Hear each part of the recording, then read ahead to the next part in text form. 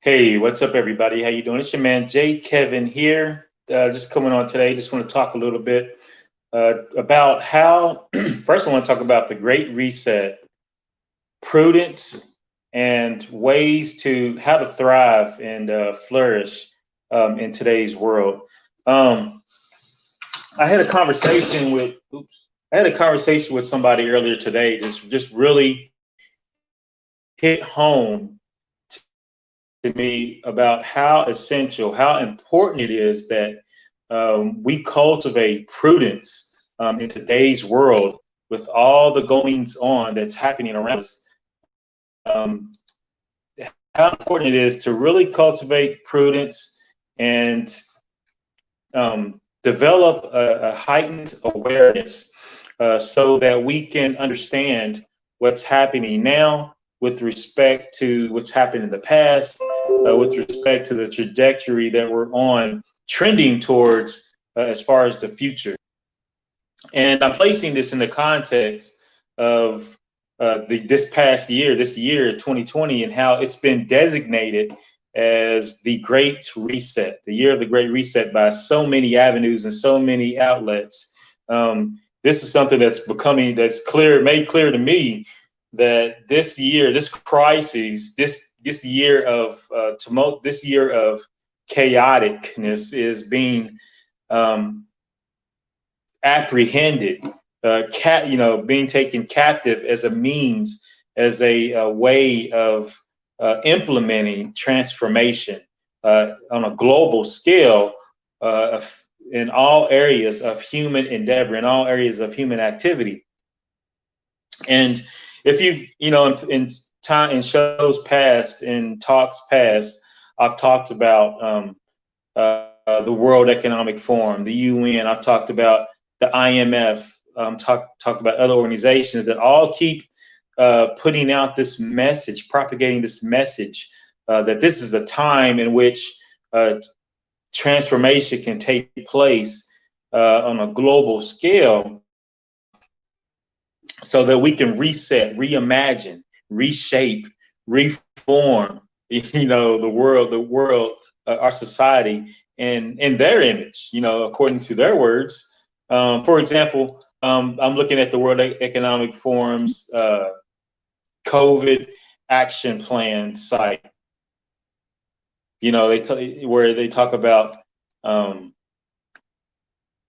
the context. The dramatic spread of COVID-19 has disrupted lives, livelihoods, communities, and businesses worldwide. All stakeholders, especially global business, must urgently come together to minimize impact on public health and limit its potential for further disruption to lives and economies around the world. But the sum of many individual actions will not add up to a sufficient response. Only coordinated action by business, combined with global multi-stakeholder cooperation at exceptional scale and speed, can potentially mitigate the risk and impact of this unprecedented crisis. I'm just looking at that, talking, and you can go on there online and look up World Economic Forum platforms, COVID action platform, and you can find a whole host of articles and a whole host of media and things that kind of lays out the framework and some of the details and some of the things involved in moving the world in a direction according to the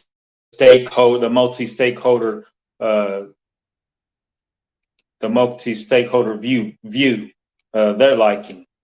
So and you can go through, you can look through some of the website, look at some of the other things they have on here.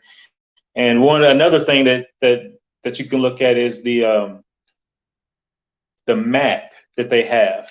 It's a map, like a map that lays out in detail all the areas of how this pandemic is being used to make change in all the areas of human endeavor, human activity. It's kind of like a mind map where you have a node and then it connects to another node, and it's supposedly a couple, like 300 levels deep. So it's a lot of information, right, for one person. But you can go on it and explore it and look around and look at all the areas and how things is being influenced and maneuvered and moved. But just looking at that, I was thinking about how Time Magazine recently came out with a website and an article on the cover of one of their latest issue. They talk about the Great Reset. The COVID-19 pandemic has provided a unique opportunity to think about the kind of future we want. Time partnered with the World Economic Forum to ask leading thinkers to share ideas for how to transform the way we live and work. And you can go through it. There's a couple of articles by different people. There's one by Klaus Schwab, who is over the World Economic Forum and started it.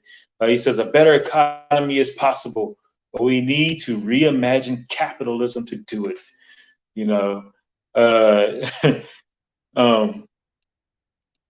There's another article. It's 2023. Here's how we fix the global economy. Redesign capitalism to incorporate social value. So you can go through and read some of these, but just look at the trends and how this year is being used to steer and maneuver the world on a global scale. The coronavirus pandemic has turbocharged geopolitical trends. We need to adapt faster.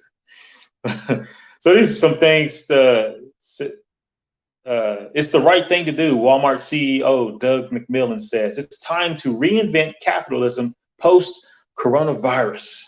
So just thinking about that, I think you can also look up the IMF just called for a new Bretton Woods. So just thinking about that and how it's important that we are prudent in these times, and we are wise as serpents, harmless as doves, and how we